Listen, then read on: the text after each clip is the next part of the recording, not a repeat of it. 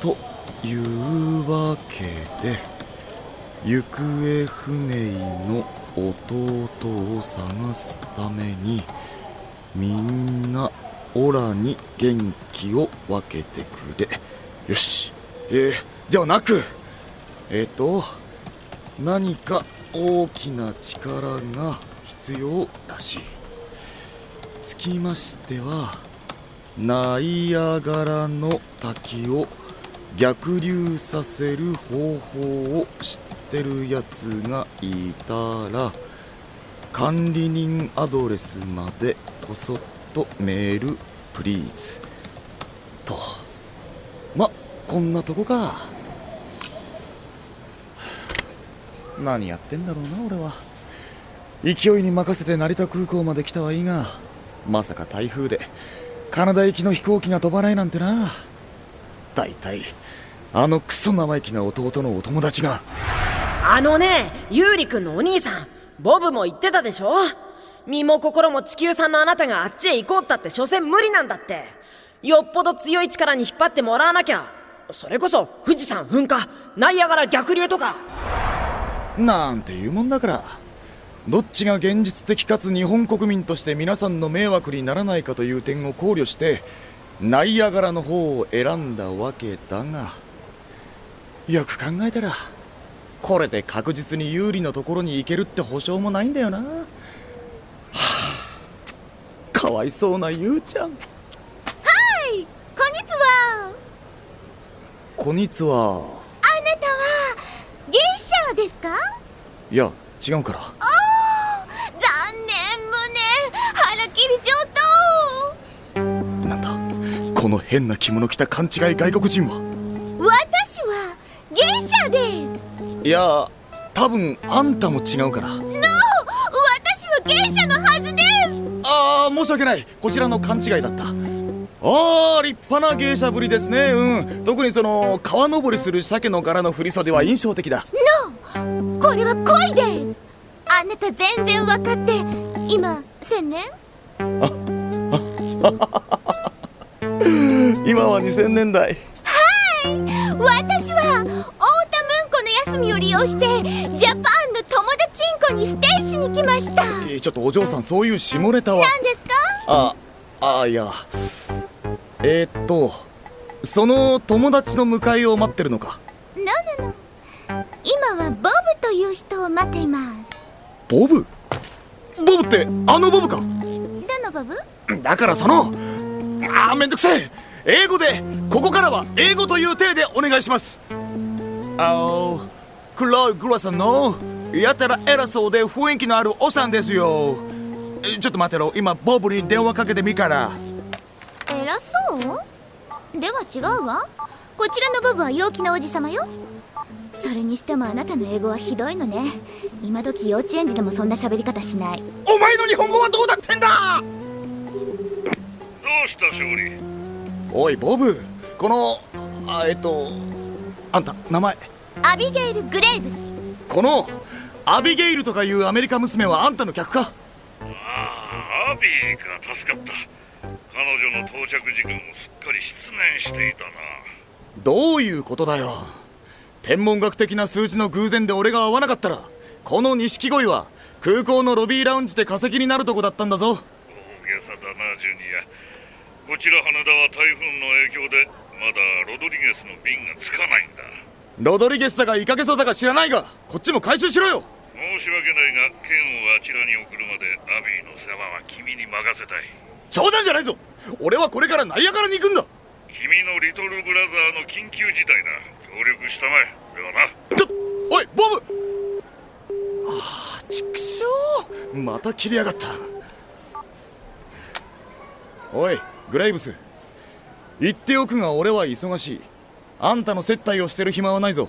弟さんどうかしたの？関係ない話だ。メールだ。掲示板の転送だな。何？おましたはぽいで。ひらがなだけ読むな。掲示板を見ました。ナイアガラは無理っぽいですね。でもなんで逆流なんてさせたいんです？そういえば滝じゃないですけど、スイスのボーデン湖では最近超常現象目撃情報続出らしいです。何の前兆なんですかね。ボーデン湖で異変？大変。ボーデン湖ならうちも無関係じゃいられない。ママに知らせなくっちゃ。なんだ、別荘でもあるのか？そうじゃないの。あの湖にはね、あるものが眠っているのよ。一度封印が解かれればこの世に甚大な被害をもたらす最強最悪の物体らしいの。なんだそりゃ。ここだけの話ですけどね、その強大な力に目をつけて大戦中にナチスが狙っていたの。それをうちのヒーグランマが絶対に渡すまいとボーデン湖に沈めたらしいのよ。お前んちのばあさんは何者だよ。あら、我がグレイブス家は代々続くトレジャーハンターの家系なのよ。そいつは驚いた。よし、もてなしついでにその最強最悪の物体とやらの話をじっくり聞こうじゃないか。あら、あなたカナダに行くんじゃなかったの？ナイアガラよりボーデン湖の方がよっぽど可能性が高そうだからな。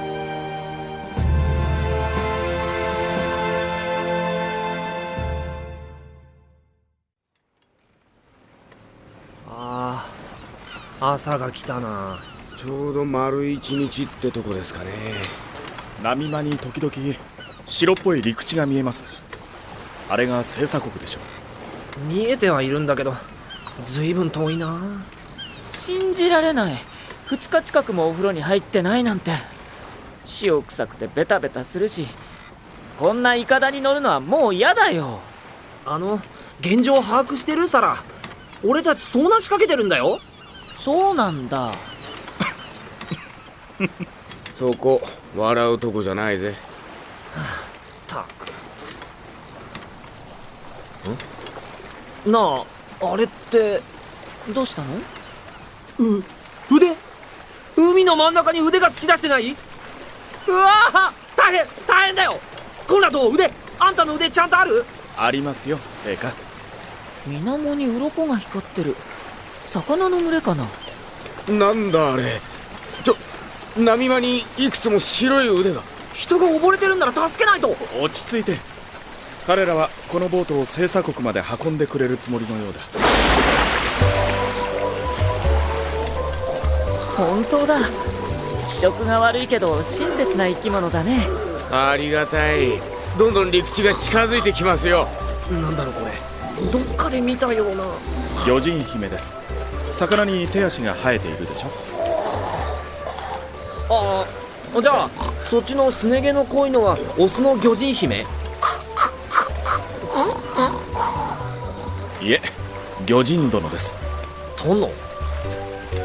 ああ、そういえば俺この間神魔国の下水道で一人倒れてた魚人姫を担いで運んだっけ？ああ、それじゃ陛下に恩返しに来たんですよ、きっと。陛下って呼ぶな。あんたの陛下は俺じゃないだろう。失礼、取り乱しました。嫌だね、なりきれない男は。それでどうして集合場所がカラオケボックスなんだ。イライラしても始まらないぞ勝利。そう美味しいよこのカレーとたこ焼き。のんびり食ってんじゃねえよ弟のお友達。カラオケ楽しい。ボブ、弟のことがあるからこそ俺はこのすっとんきょうのアメリカン芸者ガールをきちんとエスコートしたんだぞ。それについては感謝している。もう一回アニソン入れようかな。で誰だあの役に立ちそうにない男は。ドクター・ホセ・ロドリゲス、私の知人で医者なんだが。ピリピリするのもわかるけど移動にはタイミングがあるんだ。オーケー。それで具体的にどういう方法で移動するわけ？それを聞いてどうするの？誰でも行けるわけじゃないってボブから聞いたろ。そんじょそこらの力じゃいけないって話だろ。何を考えている？何も。あんたたちはあんたたちで計画通り進めればいい。その代わり俺も好きにやらせてもらう。理論と方法だけ教えろよ。超巨大なエネルギーってのもこっちで用意するし。君には無理だと言っただろう。やってみなきゃわからないね。それで君の用意した巨大な力というのは何だ？そこは企業秘密で。ボーデン子なのよあ、てめえ！ボーデンなのよ。冗談じゃない。ボーデン湖だって。ドイツの。ドイツじゃねえよ、スイスの。どっちだって同じだ。村田、落ち着け。あんなもの絶対に使わせるもんか。お前に決められる筋合いはねえんだよ、弟のお友達。大体なんだあれとかあんなものとか。湖の底に何が沈んでるって言うんだ。くそ、厄介だな。説明したって人間の理解の範疇を超えてるんだ。とにかく僕らがボーデン湖に沈めたものは、いや、僕じゃない。ケンちゃん。とにかくあれはダメだ。結構。俺はスイスに行く。ああ、ボブ、あんたの財布からどうしても資金援助したいって言うなら絶賛受付中だぜ。いくら必要だ？ボブ、あれを沈めるのに僕らがどれだけ苦労したか知ってるくせに。ケンちゃん、僕らじゃないだろ。私に詰め寄られても困る。勝利が本気なら私が反対する理由はなかろう。しっかりしてくれボブ。あの箱の脅威を考えたらそれだけで十分な理由になるじゃないか。彼はあんたの後継者なんだろ。その手段は禁じるって一言命令すれば済む話だ。その通り。勝利は私の後継者だ。だからこそ君に支持される言われはない。忘れてもらっては困る。ここは私の世界だ。私のものなんだよ、村田。さて、残念だったな、村田健。あんたが異世界へ行って何になる？じゃあ聞くぜ。お前が行ってどうなるってんだ。おい、グレイブス。イエー！家族を紹介しろ。お付き合いの第一歩ですね。日本人礼儀正し。勘違いすんな、両親じゃねえ。あんたのヒーグランマとやらの話だよ。了解。お安いご用よ。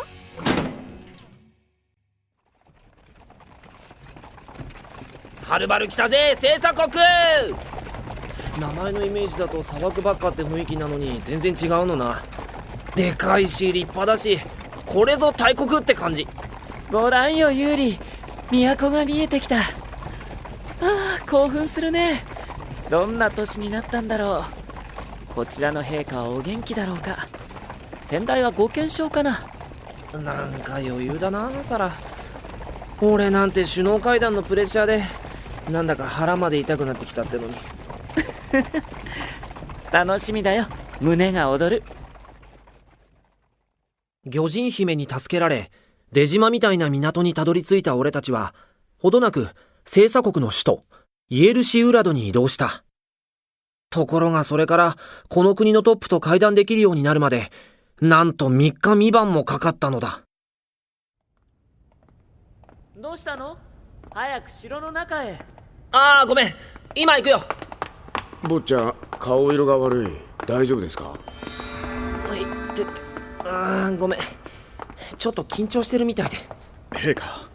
どの陛下だ？あなたです。引き返しますか？ご気分が優れないようならば今夜は休んで明日にしましょう。そういうわけにはいかない。もう王様は目の前なんだから。坊ちゃん、謁見の前に少し確認を。何？星鎖国は王政ではなく帝政国家です。したがって現在の指導者はイエルシー皇帝陛下と言いまして。イエルシー。ああ、だから都の名前がイエルシウラドなのか。うん、どっかの国の命名方法と微妙に感性が似てる。何？ユーリ、何か言った？いや、なんでもない。イエルシーで指の股。何？指がどうしたって？あれは星鎖国語で陛下万歳というような意味だよ。さあ、皇帝陛下のお出ましだ。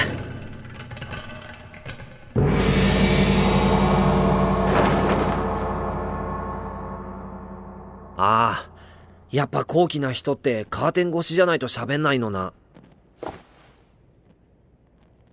プスケプ。え？今なんて？つうか予想以上に声が若いんですけど。坊ちゃん、ほら、前ちゃんと向いて。長旅を無事に。ああ、はいはい。ええ、おかげさまで。お二人に会えて嬉しく思います。ところで何か飲み物を。お気遣いどうもです。イエルシー、他人行儀はやめようよ。え ?13 年ぶりの再会じゃないか。ねえ。おやめください。ちょっとサラ、同じ顔が2つ。なるほど、そういうことか。ソラレギ、久しぶりだね、イエルシー。ずいぶん大きくなった。子供じゃない。そうだね。でもずいぶん長い間離れて暮らしていたから。ねえユーリ、どうだろう。私たちはまだ似ているかな。サラレギ、君たちは。知っているでしょ。親族には双子が多いってこと。双子。私はこの国で生まれたんだよ。小シマロンの軍隊を率いていた父ギルバルトはこの近海で瀕死の重傷を負った。傷を治すために滞在したこの星鎖国で父と母は恋に落ちたんだ。サラのおふくろさんって。4歳になった頃、私にはほとんど砲力がないと分かってね。母はその事実を知った途端、私の存在をないものとした。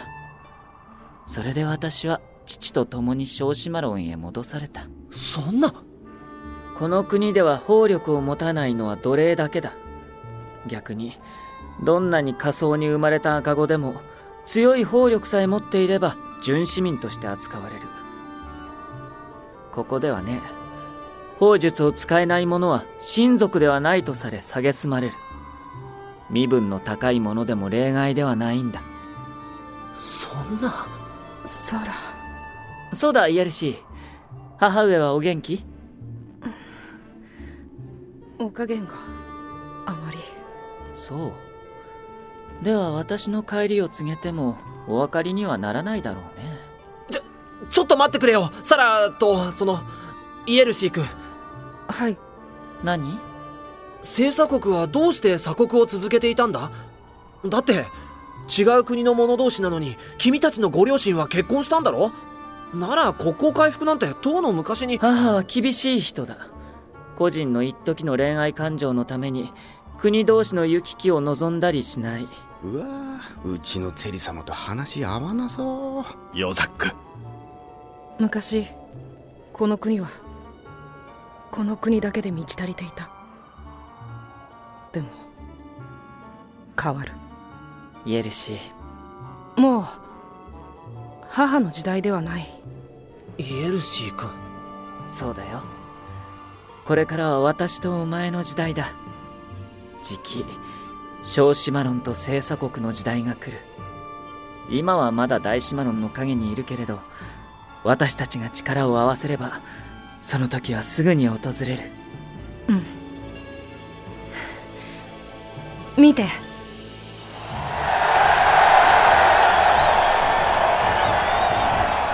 民よ。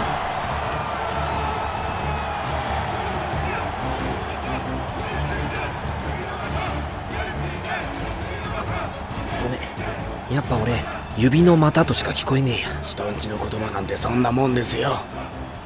大シマロンに報告する事実が増えたね、ウェラー卿。サラレギー陛下。ベラール2世殿下に告げるといい。小シマロンは星鎖国と国交を結び膨大な軍事力を得たと。そして魔族との間にも条約を締結したと伝えられるものならね。ユーリ。ああ、はい。小シマロン王サラレギーとして神魔国第27代魔王陛下と講和条約を結びたい。サラレギー。私はねユーリ、互いの領土に干渉しない限り半永久的な平和を望んでいるんだ。この思い受け取ってもらえるだろうか。それは願ってもない事態だよ。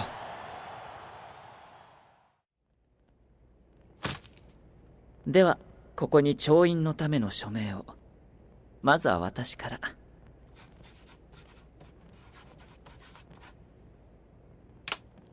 さあ、ユーリ。ああ、少し待って。早計です。サラレギ陛下、内容を確かめる時間も与えぬ調印の強要は後々無効を申し立てられる原因ともなりましょう。必死だね、ウェラー卿。自分が止めればユーリが署名しないとでも思っているの？ちょっと待ってくれ。ウェーラー卿の言葉にも一理ある。俺、今からきちんと講和条約の中身を読むから。あれ？どうしました？参ったな。読めないよ。なんで星鎖国の言葉で書いてあるんだ？両国の講和で利害関係の生じない星鎖国に第三者として立ち会ってもらうためだよ。だから私が草案を練り、この国で書面にさせた。証人として星鎖国皇帝イエルシーが読めるようにこの国の言語で表記されている。何か問題でも？待てよ。よく考えたらそんなのいつの間に。いってて、なんか小指が痛い。坊ちゃん。あ、大丈夫。ああ、そうだ。自転を貸してもらって。大丈夫かい？よかったら私が書面を読み上げようか？サンキュー。頼む。大筋はこうだ。小シマロンと神魔国は常に対等な関係にあり、両者の間に立場の差はない。嘘。イエルシー君？嘘。サラ、シマロンが魔族を従わせる決まりだって言った。イエルシー、それは違う。だっておい、何の話だよ、サラ。だってサラの国が一番になるのだって。そのための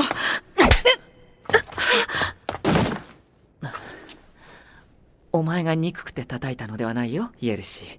怒らないで。どうか兄を許しておくれ。私はお前の純粋さが怖いんだ。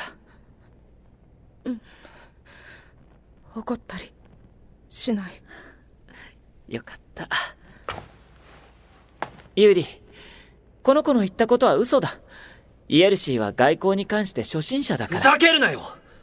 兄弟で示し合わせて自分たちに優位な条約を結ばせようとしていたんだろ。でも残念でした。お前の策略が成功してうっかり俺が署名しちゃったとしても、俺の賢い部下たちはそんな条約に従ったりしないね。それはそれで構わないんだよ、ユーリ。それを理由に宣戦布告できるからね。そちらから仕掛けてくれればなお好都合だ。他国に何ら非難されることなく戦に持ち込める。お前、もう父の代のようなヘマはしない。私なら完膚なきまで叩きのめす。二度と立ち上がれないように。復興など到底不可能なところまで。お前の計画では俺はどうなる予定だったんだ？調印後、あなたは不慮の事故で命を落とす筋書きだったんだ。最初はね。でも一緒に旅をして気が変わった。魔王というのはとても面白い存在だと知ったからね。だから死んだことにしてここで飼っておこうと思ったのに。このガキ勝手なことを。今からでも遅くはないよ、ユーリ。私と組む気はない？小シマロンの属国になれと？そう。小シマロンばかりじゃない。星鎖国もいずれ私のものだ。この国の力を知ってるかい？宝石も人も存分にある。民の半数は優秀な砲術使いだ。兵士にも武器にも事欠かない。この国は存在自体が宝なんだよ。お前の筋書きは独りよがりで面白くないな、サラレギ。俺は降ろさせてもらうよ。小シマロンのゲームにはついていけない。残念だな。イエルシー。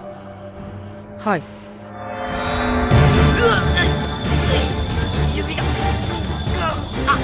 忘れたの？この子は優秀な砲術使い。そしてあなたの小指にあるのは宝石だ。幼い私を蔑み亡き者として扱った立派な母の指輪だよ。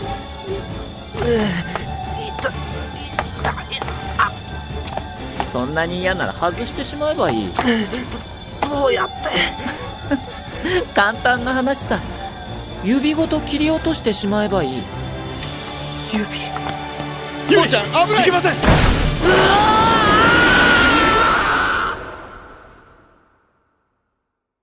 急に足元がなくなって奈落の底に落ちたみたいだった。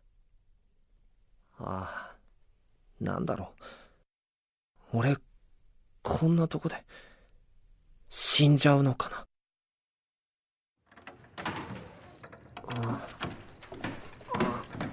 いて、なんか真っ暗。ここどこ？気がつきましたか？コンラッド？はい。なんか背中とかあったかいと思ったら後ろにいたのあんたかよ。でも暗いし狭いし。なあ、ここどこなんだろう？棺桶の中です。しまった、俺死んだんだ。違いますよ。おっと、棺桶動き出したぞ。ええ、荷馬車で郊外へ運ばれているんです。覚えてますか？あなたは城のバルコニーから落ちた。奇跡的に無傷でしたが、俺たちもすぐ後を追い、いろいろあってこうして棺桶に詰められた。あれ、グリエちゃんは？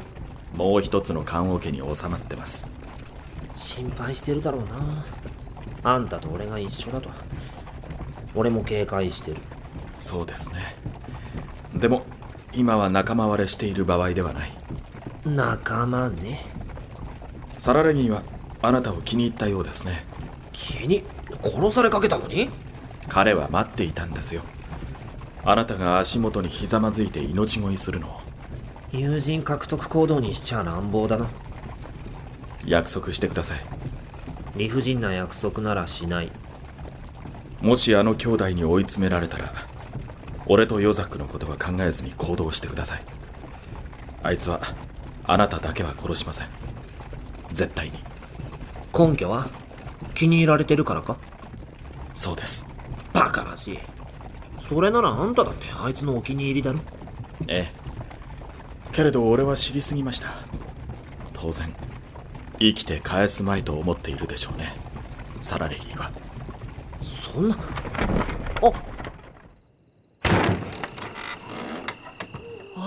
グリエちゃん。坊ちゃん、無事でよかったわ。一応あんたも。ああ。そっか。寂しいんだな、ウェラー卿。は？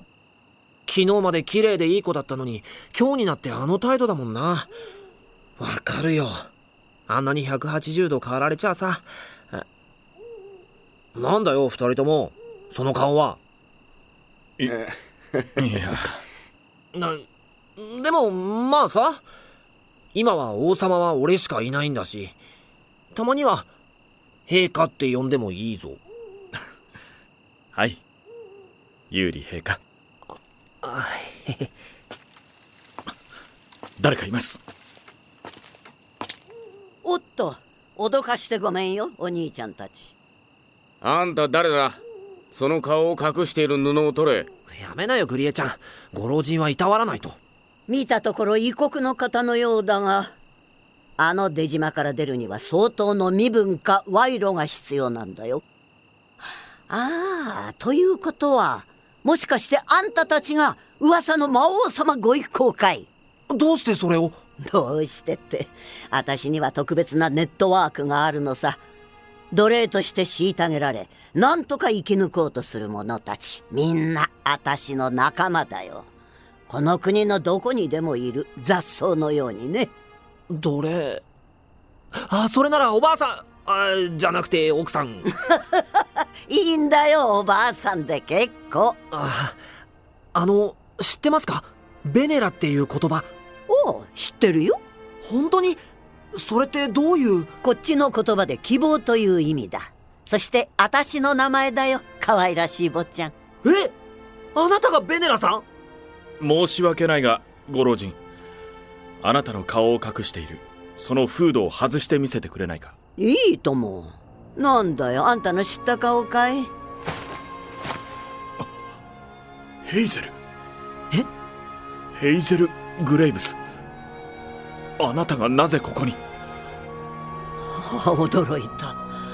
単なるボディーガードのお兄ちゃんかと思ったら、私をその名で呼ぶなんて。あんたたち本当に何者だい？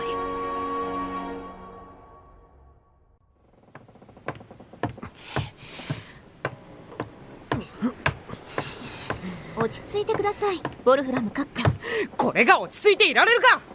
少子マロン王は最初から有利を、いや魔王陛下を。ですから追跡隊を編成することに異論はございません。しかし閣下が指揮を取ることはできませんよ。魔力がある者は法力に満ちた星鎖国には立ち入れないと言うんだろう。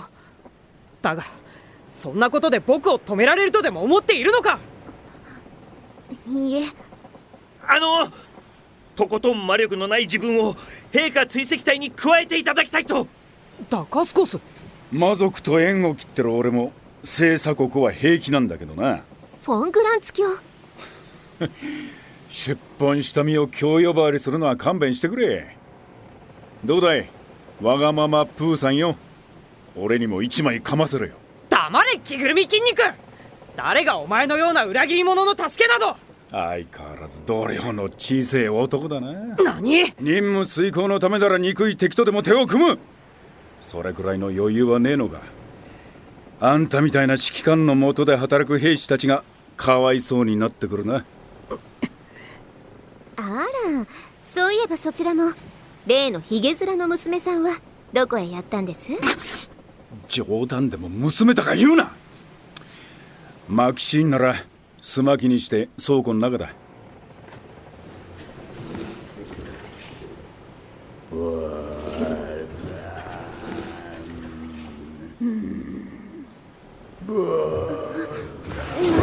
この声。薄気味悪いな。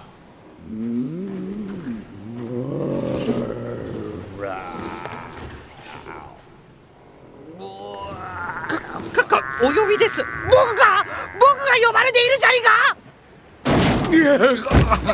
あら、なんだギュンターか。なんだはないでしょう。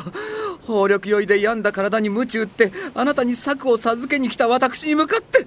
策だと？そうです、ボルフラム。私より魔力の弱いあなたのためにこそある最高の方法を思いつきました。僕の魔力がお前に劣るだと？星鎖国へ行きたいか？よろしい。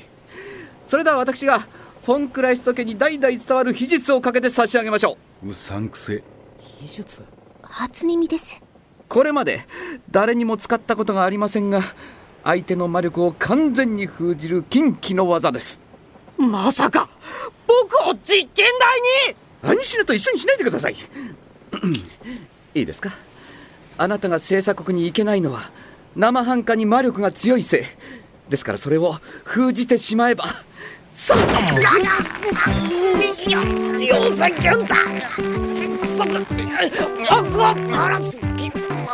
ああ、ボルフラム。そんな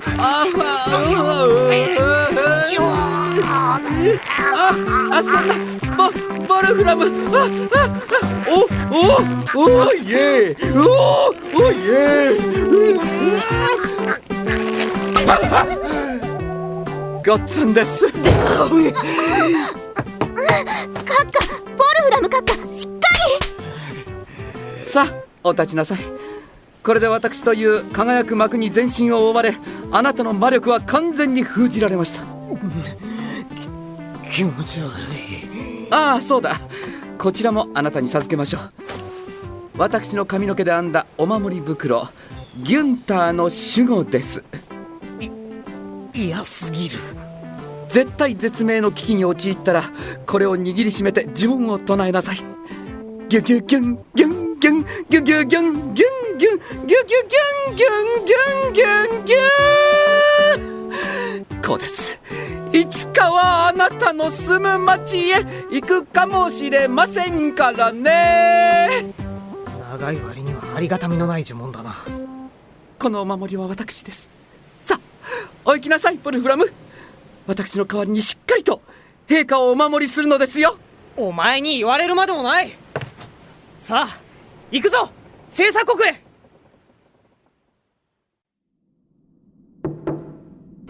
アニシナあれグレタ。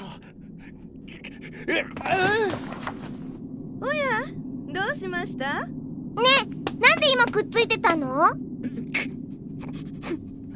実験中だったのだ。あ、もしかしてベアトリスのお父様とお母様がよくやってる愛の実験中だった？ああ、いや、そんなことは。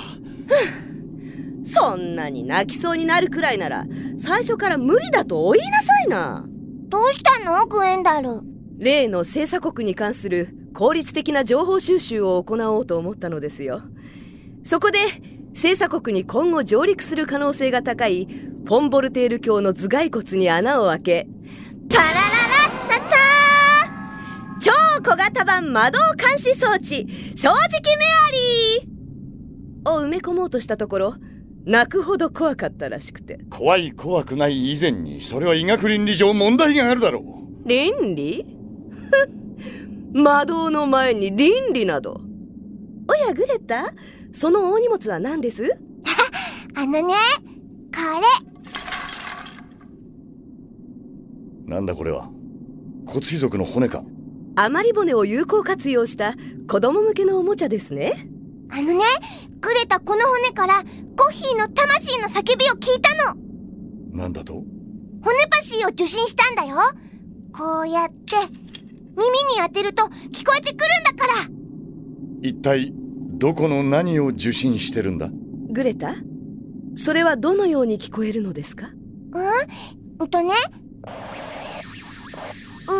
テステステステス。あの国はずーっと鎖国してるけど、あそこの王様の墓にはたっぷりの財宝が眠ってるんだよ。ああ、それで墓荒らしが絶えないって。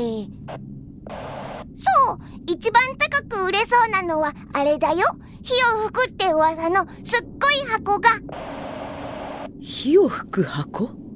まさか糖度の豪華か。あれが星鎖国にあると？いやー、グエン、唾飛ばさないで、汚い。ああ、すまん。しかし大変なことになった。あの金器の箱が本当に星鎖国の墳墓に埋もれているというなら、はあ、落ち着きなさい。たかが箱の一つや二つ、墓場に埋もれていたからといってそれが何だというのです？ただの箱ではない。宗主たちを封じた金器の箱だ。仮に今の情報にわずかなりとも信憑性があるとして、その箱のそばに鍵となる可能性のある人物がそれと知らずに近づいたら。くだらない。そもそもその鍵とやらが誰なのかまだ特定されたわけではないでしょうに。誰なのかだと、ウェラー卿の左腕は風の終わりの鍵と目されていた。ゲーゲンヒューバーの報告では、地の果ての鍵はある人物の左目だという、その人物に近いという理由であいつは左目を焼かれた。それじゃグエンの左目が地の果ての箱の鍵なの？いけませんグレタ、まだ何の確証もないのですよ。いや構わない。確たる証拠がなくとも予想しうる事実だ。そしてビーレフェルトは神魔国建国以前から続く名門。なるほど。残る2つの箱、糖度の豪華と鏡の水底の鍵のうちどちらか1つがボルフラムである可能性は非常に高いというわけですね。なぜだ。あいつが単独で行動すると、なぜ必ずと言っていいほど裏目に出る。クエン、机叩かないで、怒らないで。おやめなさい。グレタが怯えているでしょう。兄氏な、弟を案ずる気持ちはわかりますが、いるものですよ。本人は善意と向上心から努力しているのに次々と裏目に出てしまう。そういう星のもとに生まれた男というのがね。ボルフラムは星の王子様なの？そうかもしれません。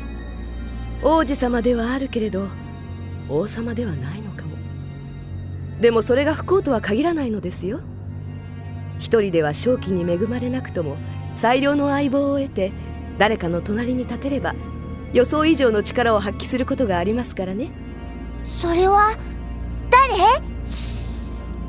それは本人にだけ分かればいいことです。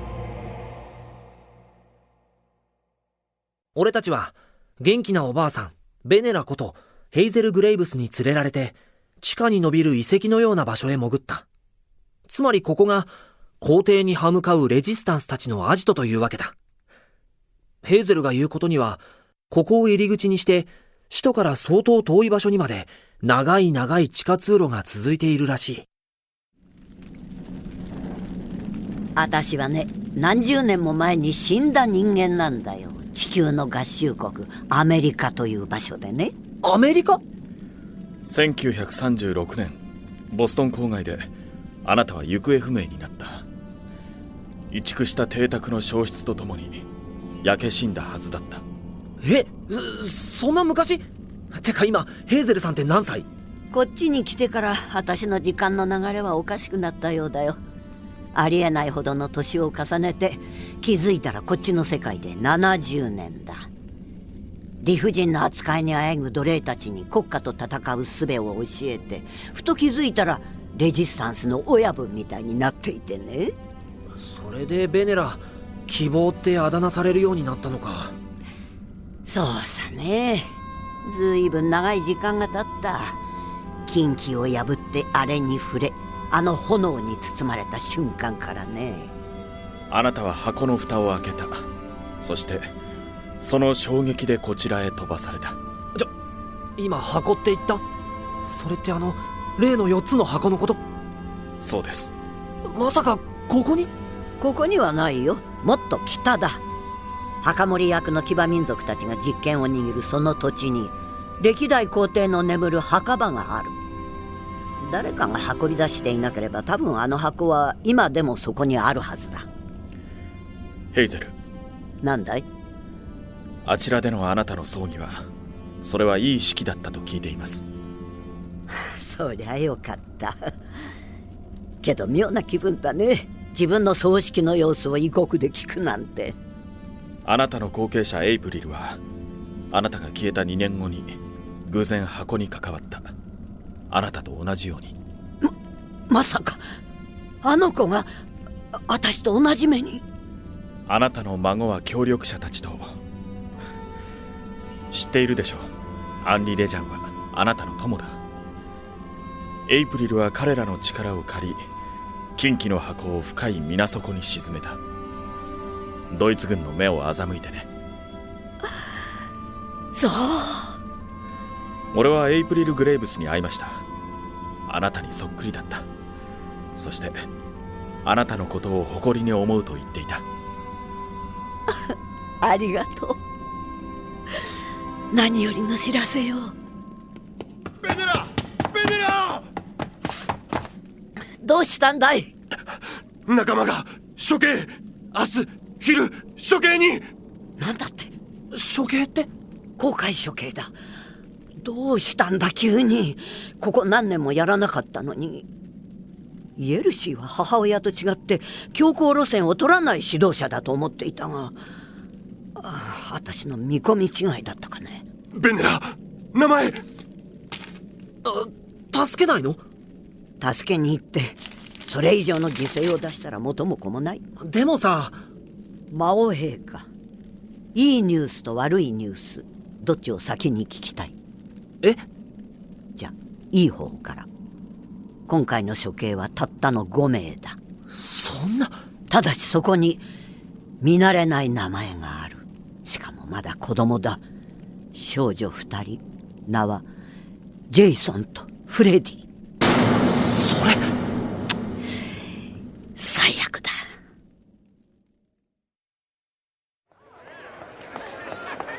いい天気だな。街もキラキラだ。綺麗な建物、綺麗な人々、作り物みたいによくできた街ですね。ここだけ見てたらさ、奴隷階級の人たちが虐げられて生きてるなんてちょっと信じられない気がするよ。で、処刑の会場はどこだって？その先の中央広場です。見せしめですからね。趣味が悪いぜイエルシー。今さら何をおっしゃいます坊ちゃん。バンダビーヤじゃ大衆の面前でモルギフ振り回した張本人があれだって公開処刑ですよ。うわ、そうでした。怒ってますか？え、どうしたの急に。何、モルギフの話？そうです。なんだよ神妙な顔をして。あれはしょうがないって。俺も全然信用なかったし。それでもあの時の俺の態度は主君に対するものじゃなかった。本当に申し訳ない。やめようよ。今は今だ。あんたのことめちゃくちゃ頼りにしてるんだからさ。ありがとうございます。ずっと謝りたかったんです。よかった。これで気が済んだ。気が済んだって野ザック。ほら坊ちゃん、皇帝陛下がみこしに乗って出てきましたよ。もうすぐヘーゼルたちが爆発騒ぎを起こす。その隙に救出開始です。でもおかしい。処刑台にジェイソンとフレディがいない。あれなんだろう。でっかい袋がみこしの後ろでもぞもぞしてますね。処刑台には男が3人ってことは、あっちの袋がジェイフレかも。ヨザックごめん、作戦変更。うわ、始まっちまった。行こう。危ないですってば。ちょっと坊ちゃん。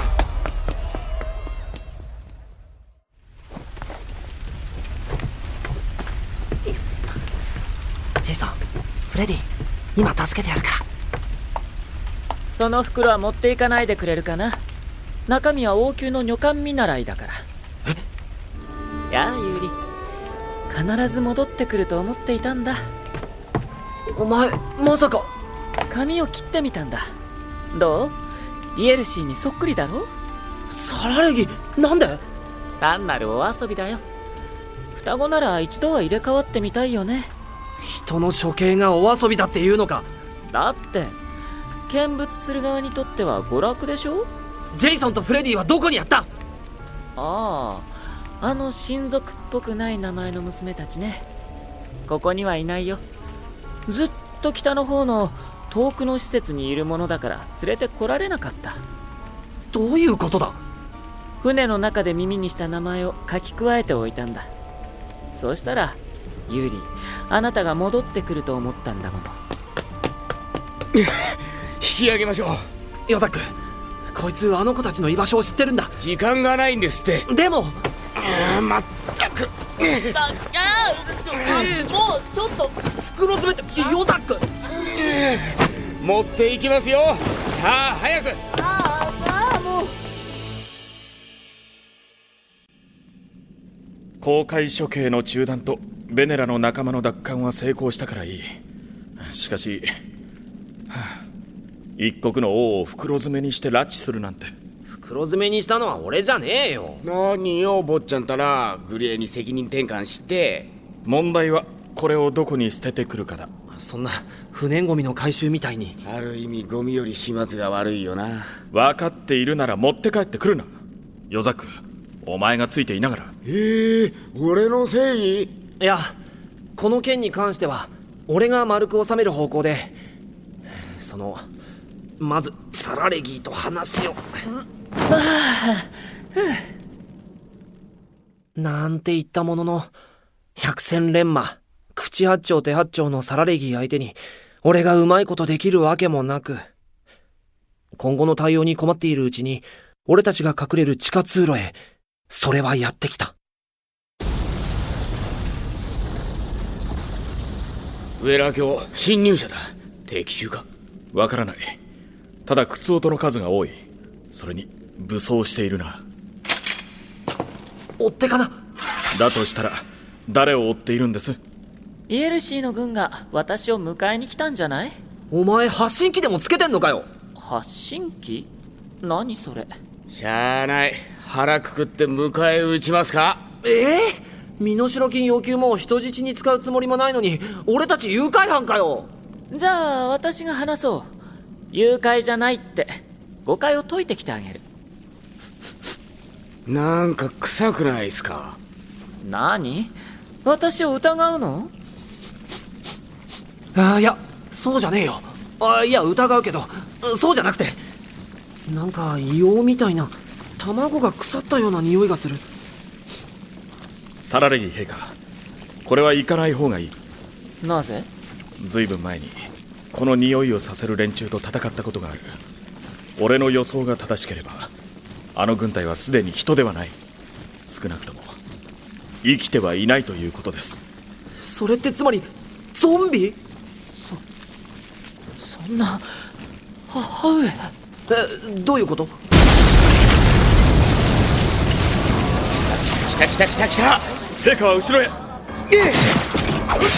ロザック、それ死んでるよな。多分1年以上前に覚悟進んでいい感じよん。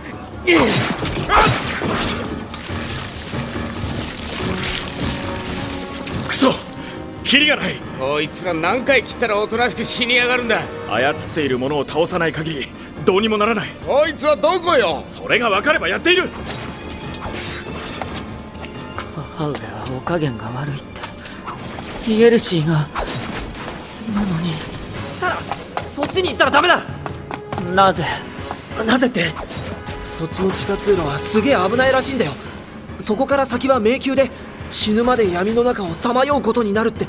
でも母上の砲術から逃れるには神の力の及ばぬ地下にもっと深くに潜るしかないんだ。じゃあこのゾンビを操ってるのはお前の母親なの？ちょっと待って、砲術ってそんな種類もあるのか？趣味悪い。母が私の気配を見失って諦めるまでの一時避難だ。お前じゃあおふくろさんの狙いは俺たちじゃなくて？あなたが止めても私は行くよ。よせ、一人で行かせるわけには。扉がまずい。おっちゃん、ユリ、コナト、まだ奴らがあんなに。行ってください。俺は大丈夫。でもどうか。コナト！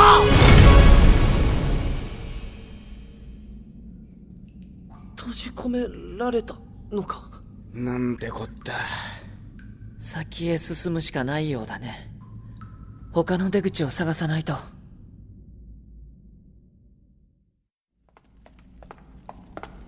おいサラ、あんまり一人で先行くと転ぶぞ。大丈夫だよユーリ、私は平気。あいつ真っ暗闇を平気で歩くんだよな。たく。すいません、あの時俺が閉まる扉の内側に飛び込んだりせず、坊ちゃんたちを引っ張り出してりゃ。何言ってんだ。あんたがいなかったらサラと俺だけのえらい不安な二人旅になっちゃうところだったよ。それに一ついいことがある。何ですか？この地下通路は北へ向かっているらしい。ということはうまくいけば皇帝の墓やジェイソンとフレディの収容施設にもたどり着けるってことだ。たどり着けますよ、きっとね。なあ、コンラッドは無事かな？本人が大丈夫って言ったんだから大丈夫でしょ。こう見えても俺たちはいくつもの戦場をくぐり抜けてるし、悪運も相当強いんです。そう簡単には死にませんって。本当に？本当に。無理っぽいと踏んだら最後にもっと笑顔の大盤振る舞いしてますよ。特にあなたにはね。意外と態度に出ちゃうやつなんですから。そっか。ねえ、何か生き物がいる。よせよ、俺の肩の辺見ながらそういうこと言うの。違う、あなたたちのずっと向こうに生き物が見えたんだよ。お前どういう目してんの？言っただろ、私の目は熱や光に弱い。だから逆に暗闇だととても調子がいいんだ。それにしても変ですね。餌もろくにない場所にどんな生き物がいるっていうのか。まさかあの死体連中が後をつけてきているなんてことは。それはないよ。母上の力はこんな地下にまでは及ばないから。お前のおふくろさんは何がしたいんだ？実の息子をゾンビで付け狙って。さあ、私を亡き者にしたいんじゃないかな、女帝アラゾンは。私がイエルシーを操って聖鎖国を我が物にするのではないかと怯えているんだろう。だからって殺そうとするなんて。そういうものだよ、権力に執着する人は。素敵。お人形ちゃんそっくりね。お人形とは誰のこと？あなたのことですよ、小島論王。はいはい、やめやめ。どうしちゃったのあんたら。こんな危機的状況でしょうもない喧嘩は。で、何この音。これサラの見た動物ってこれ？落ち着いて坊ちゃん。岩のふりしてやり過ごすのよ。ああ、やべ、ネズミはやばいって。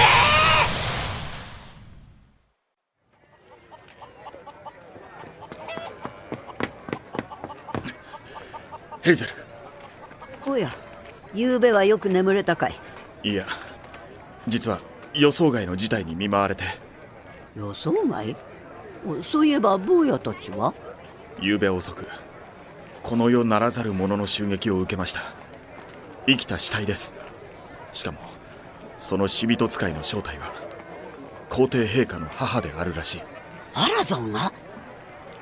確かに冷酷で残虐な女帝だったが、そんな恐ろしい術の持ち主だったかね。それよりも俺にとって重要なのは、主があの壁の向こうへ、地下迷宮へ踏み込んでしまったことです。なんだって？まさかあの子一人で行かせたなんてことはあるまいね。一人じゃない。俺などよりよほど頼りになる男がついている。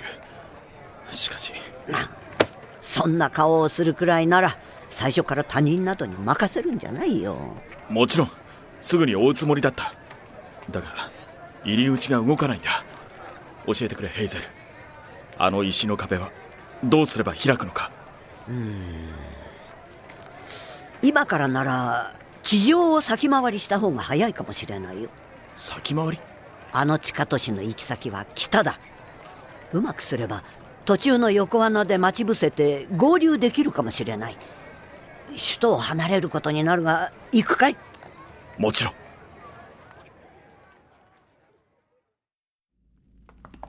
レミングの大移動は二度とごめんだ。俺も右に同じですよ。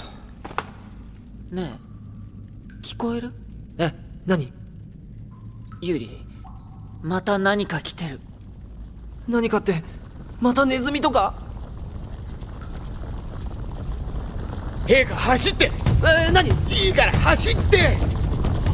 なんだあれ？岩？見てる暇はありませんって。だってなんだよあれ。あんなもんどこから？こういうの見た？なんか映画でさ。これは罠ですね。罠？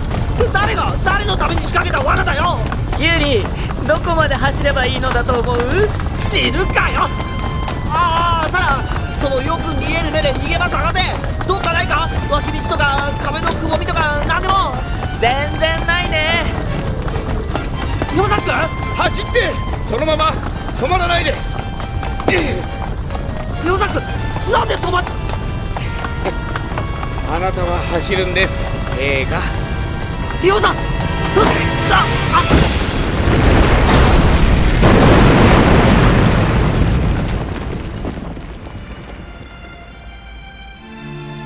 なあ、今最後に笑ったんだ。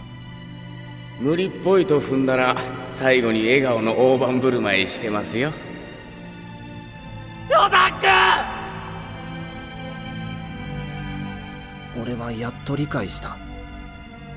ヨザックが通路を仕切る石板を落としたことを。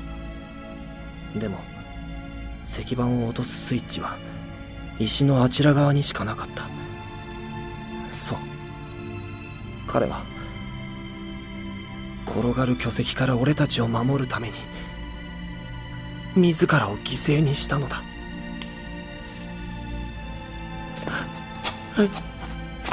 ヨザ、どうして？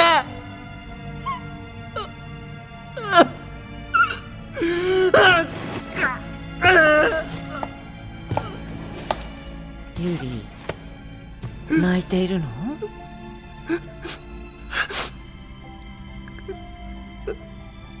違うところを掘っている。ほら。サラレギーが示した地面にぬるつく何かが滲んでいた。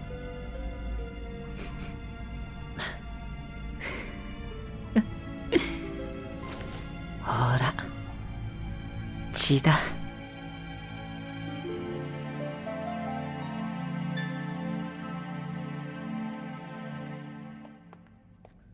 大丈夫かい、ユーリ？ああ。見えないんだね。歩きにくいでしょ。手を引いてあげる。ごめんね、ユーリ。私はこういうところになかなか気が回らなくて。いや、もっと早くこうすればよかった。ね、ユーリ。あなたはもっと早くこうすべきだったんだ。歩いて、休んで、また歩いて。俺はただひたすら、この暗闇の地下通路を抜けることだけを考えていた。そして多分、歩き始めて3日目の半ば頃、サラレギーが嬉しそうに言った。ユーリ、見て。天井だよ。天井に穴が開いている。穴？そうだよ。ああ、暗闇に馴染んだ目には眩しすぎるかもしれないね。ここは城の吹き抜けみたいになっているんだ。広くて気持ちがいい。どう、ユーリ？明るさに慣れてきた？明るい？ユーリ？サラ、俺は目を開けてるのかな？開いているよ。それがどうかしたの？顔が見えないんだ。え？光とそれによってできる影はわかる。でもサラレギーの顔も自分の手も石も地面も見えないんだ。もう誰の名前を呼んだらいいのかわからない。